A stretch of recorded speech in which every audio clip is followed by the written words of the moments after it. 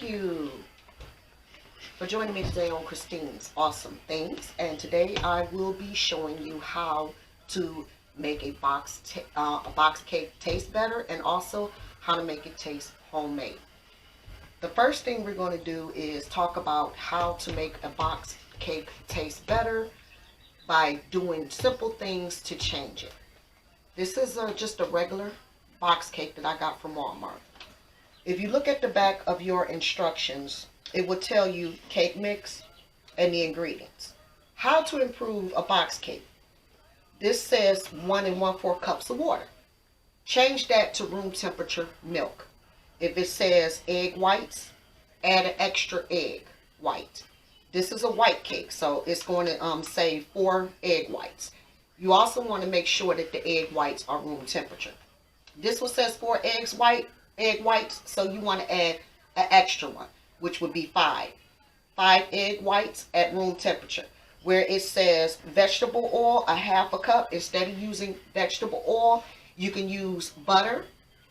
They do sell white butter. It's just kind of hard to find. You might be able to find it at like Myers or something like that, but they do sell white butter. Make sure it's unsalted butter.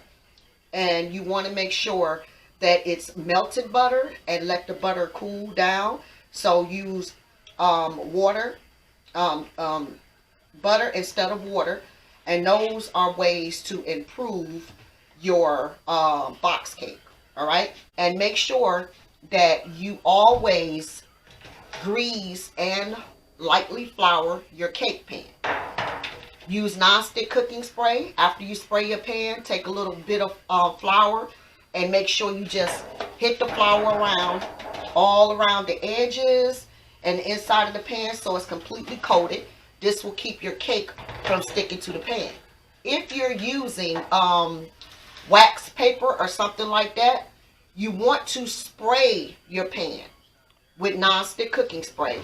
Then line your pan with your wax paper and then spray your wax paper, and still you want to flour it because that wax paper will stick to your cake regardless of whether it's wax paper or not. By adding the flour and cooking spray to it, it'll make it easier to peel off the cake. All right. Next, I am going to show you how to make a box cake taste homemade. All the ingredients that I'm going to be using will be in the description at the bottom of the page. Also, if you want to try something a little bit more advanced, check out the video above in the right top hand corner of your screen, the little black box. It will take you to one of my videos. Check that out, try it out, and make sure you like and subscribe. So, here we are with the cake mix. I'm going to add all the ingredients that's listed in the description at the bottom of the page into my mixer. And then I am just going to mix it all together.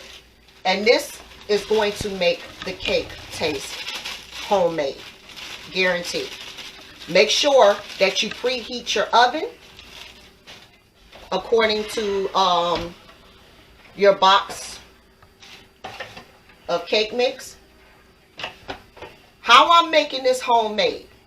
I'm using a cake mix, but I'm not going to go by the ingredients on here. So when you make this, just follow the ingredients in the description box at the bottom. This is my all-purpose flour, my sugar. Next, I am going to show you how to separate your egg whites. Because this is a white cake, you cannot add egg yolks to it. If you add whole eggs, it is going to change the color of the white cake and make it yellow. Crack the egg. Make sure it's in half. Let the egg white drop. Transfer the yolk over into the shell and just let the egg yolk drip off. The egg white, not the yolk. The yolk is the yellow part. This white part is egg white. That's just for those who don't know, who's just beginning cooking. And I am just going to set that over there and just kind of pull that off. Just like that, crack it in half. Let the egg white drop off of here. Make sure you don't get no egg yolk in it. If you happen to get egg yolk in it, just take a spoon and scoop it out as best you can.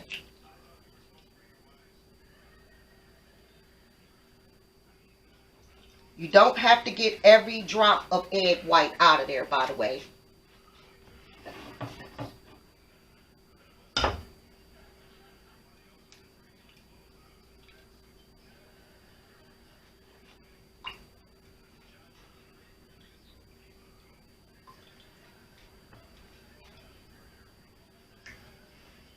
Simple as that. So now that I have my room temperature egg white, I'm going to add the rest of my ingredients. Okay, so when you're adding your ingredients together, make sure you start with your dry ingredients.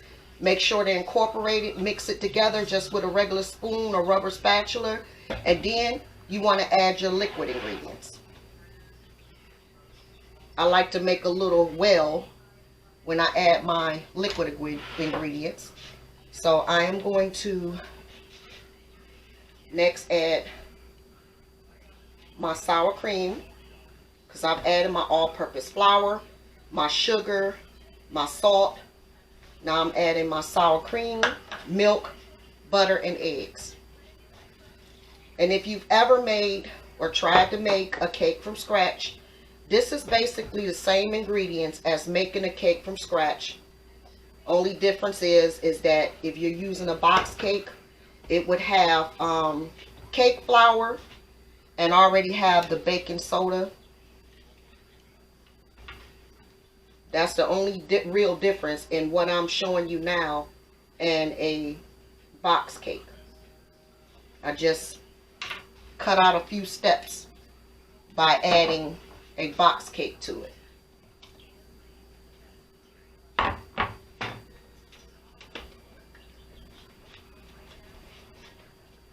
And now I am going to go ahead and whip this together.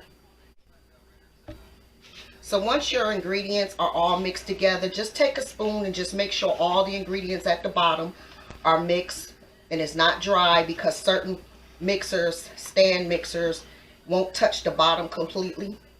And then you just want to transfer it over into your greased and floured pan. After you transfer it over, smooth it out, you're going to put it into your preheated oven. And here's something that you want to keep in mind. If you have children and you are making a cake, you do not want them running around the house, because the cake will fall. Heavy bumping will cause the cake to fall when it's cooking. So keep that in mind.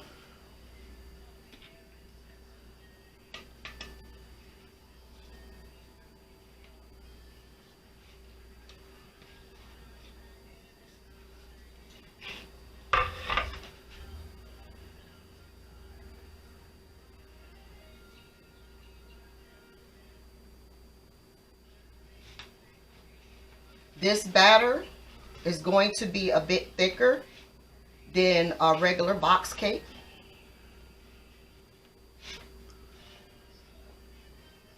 So do keep that in mind. And if you're using a pan like mine, you're going to have to spread this. Alright, so your cake is in the oven. You're making sure the children or anybody, nobody is bumping around and making heavy bumping noise for your cake, because that'll cause it to fall. Also, don't constantly keep opening your oven checking the cake.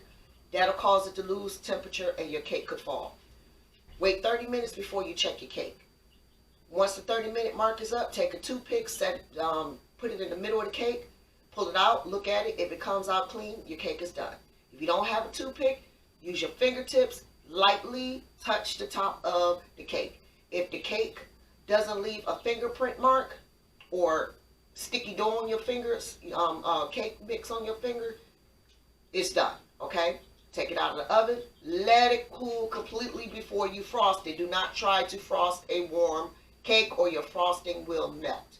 If you're using store-bought frosting, you still want to stir that frosting, because if you do, it makes it smoother for when you spread it on the cake. Once you've cooled your cake and frosted it and decorated, it's ready, and that's it.